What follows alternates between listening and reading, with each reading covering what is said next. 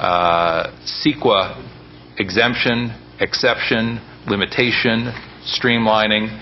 I'm asking in the broadest possible way so that we don't get caught up in limitations of semantics or legalisms.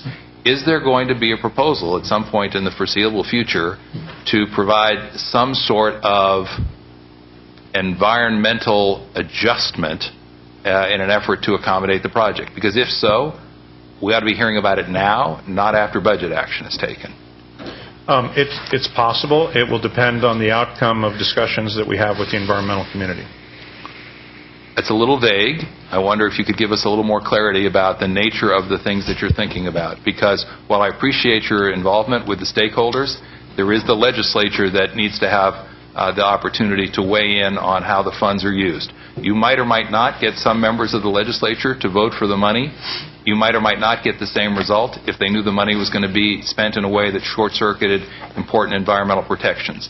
And given the unfortunate history, again I'll use the word history, of the authority in its dealings with communities up and down the state, I know that you strike fear in the hearts of many when you say it's possible that we'll look for some kind of accommodation. So we need to know a little bit more than that, I think, to make an informed judgment. Well, I mean, I've been in these meetings with Catherine Phillips of the Sierra Club and others. I don't think that anybody thinks that they're going to be party to something that does violence to CEQA, and that's not what we're looking for. As I said, we're looking for some clarity on the program level EIR, which is a specific issue related to the environmental clearances that have already been done. We will not be looking for any shortening of time or limitation of mitigations on the project level. Not that we could get it, but we're not even looking for that.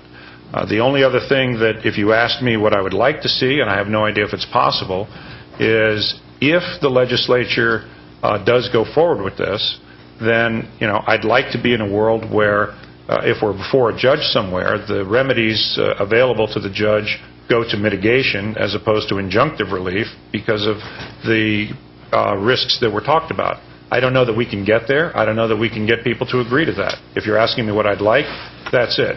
What you just heard, Senator, is I think the list. If there are other things that my staff comes and tells me are on the list, I will tell you, but that's what we have in mind, and I'm not sitting here today thinking that I've got a really great chance to get those, but that's what we're talking about. Let me jump to the